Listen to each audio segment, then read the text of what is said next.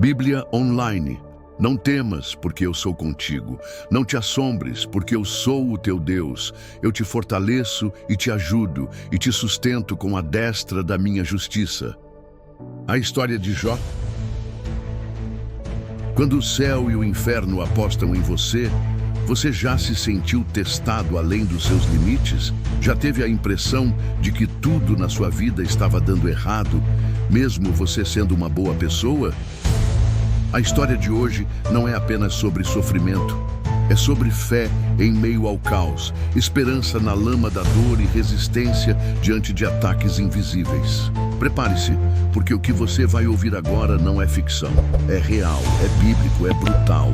Essa é a história de Jó, a vida perfeita de um homem justo. No início, tudo parecia perfeito. Jó era o cara, um homem íntegro, fiel a Deus e conhecido por se desviar do mal. Morava na terra de Uz e era simplesmente o homem mais rico do Oriente. Ele tinha 7 filhos e 3 filhas, 7.000 ovelhas, 3.000 camelos, 500 juntas de bois, 500 jumentas, muitos servos. Era respeitado, honrado e, o mais importante, temente a Deus. Toda semana, Jó oferecia sacrifícios pelos filhos só por precaução. Ele era zeloso até nos mínimos detalhes. Mas, como dizem por aí, quanto maior a árvore, mais forte o vento. E o vento estava vindo, o confronto no céu. Enquanto Jó vivia sua rotina de devoção e prosperidade, uma reunião celestial estava acontecendo. Deus pergunta a Satanás: "De onde você vem?" E ele responde: "De rodear a terra e passear por ela." E aí Deus diz: "Notou meu servo Jó, homem íntegro, justo, temente a mim e que se desvia do mal?" Satanás dá um sorriso cínico e lança o desafio. Ele só é fiel porque tem tudo. Tira tudo o que ele tem e você verá. Ele vai te amaldiçoar na sua cara. E Deus aceita o desafio. Tudo o que ele tem está em suas mãos. Só não toque na vida dele. E assim começa um verdadeiro teste ao qual Jó nem imaginava. O dia do pesadelo. Imagine isso. Você está em casa, tranquilo, quando um mensageiro entra, desesperado. Os sabeus atacaram, roubaram os bois e mataram os servos. Outro entra. Fogo caiu do céu, queimou todas as ovelhas. Outro. Os caldeus levaram os camelos. E por fim, o mais cruel. Um vento forte derrubou a casa onde seus filhos estavam reunidos. Todos morreram. Tudo. Em um único dia. E Jó? Ele rasga suas roupas, se joga no chão e diz: "Nu saí do ventre da minha mãe e nu voltarei. O Senhor deu, o Senhor tomou, bendito seja o nome do Senhor." É isso mesmo, ele não amaldiçoa a Deus, ele adora, e o céu se cala. Segunda parte, ataque à carne. Mas Satanás não desiste fácil. Ele volta e diz: "Toque na pele dele, no corpo dele, e você verá." E Deus permite. Mais uma vez, poupe a vida dele, mas pode tocar em seu corpo. Então começa o sofrimento físico. Feridas cobrem Jó da cabeça aos pés. Ele pega um caco de telha e começa a se coçar, sentado em cinzas. E aí vem a última facada. Sua própria esposa, tomada pela amargura, diz: "Você ainda mantém a sua integridade? Amaldiçoe a Deus e morra." Mas Jó responde com firmeza: "Você fala como uma insensata. Receberemos o bem de Deus e não o mal?" Sim, mesmo doente, coberto de feridas, abandonado por todos, Jó permanece fiel. A notícia do sofrimento de Jó se espalha, e 3 amigos vêm de longe: Elifaz, Bildade e Zofar. Eles ficam 7 dias em silêncio ao lado de Jó, vendo seu sofrimento tão intenso que não encontram palavras. Mas quando começam a falar, aí o calvário psicológico começa. Eles dizem, resumidamente: "Jó, você deve ter pecado. Deus é justo. Se você está sofrendo, é porque fez algo errado." Jó responde: "Não pequei, só quero entender, quero falar com Deus." E assim começa uma longa discussão.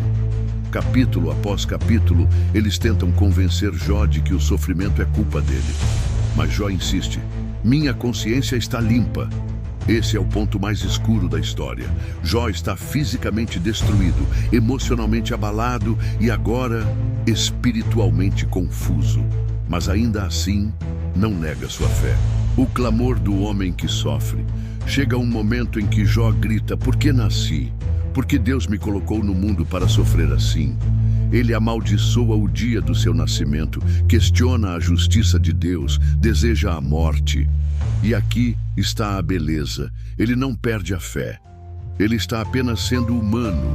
Ele quer respostas, quer um tribunal, quer que Deus explique. Ele quer entender como um justo pode sofrer tanto. Mas a resposta não vem. A tempestade divina.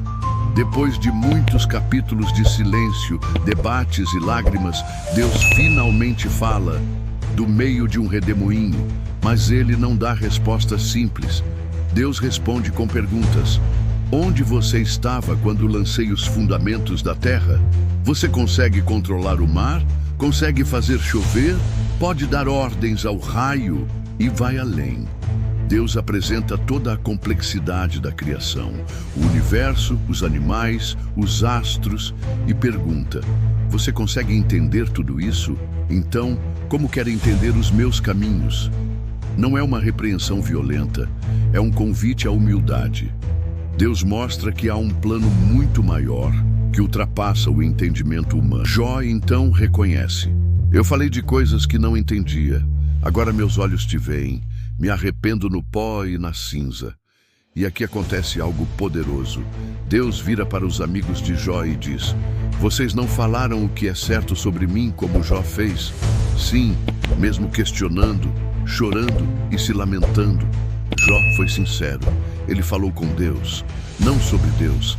Então Deus manda que os amigos ofereçam sacrifícios e Jó ore por eles. Jó ora, e é nesse momento que tudo muda. A recompensa da fé, depois da oração, Deus restaura Jó. Ele recebe o dobro de tudo o que tinha: 14.000 ovelhas, 6.000 camelos, 1.000 juntas de bois, 1.000 jumentas. E tem novamente 7 filhos e 3 filhas. E essas filhas eram tão lindas que foram as únicas mulheres da Bíblia a receber herança junto com os irmãos. Jó viveu 140 anos depois disso. Viu seus filhos, netos, bisnetos e morreu em paz, velho e farto de dias. O testemunho de Jó. A história de Jó não é apenas sobre sofrimento, é sobre fé inabalável, sobre a sinceridade no relacionamento com Deus. Ele não foi perfeito, mas foi real. Ele chorou, gritou, questionou, mas nunca virou as costas para Deus. E talvez seja esse o segredo. Quando tudo desmoronar, fale com Deus, mesmo em dor, mesmo sem entender. Porque o Deus que permitiu a tempestade também é o Deus que vai restaurar tudo no tempo certo. Se essa história tocou você, deixe um amém nos comentários. E lembre-se, o fim de Jó foi melhor que o começo, e o seu também pode ser.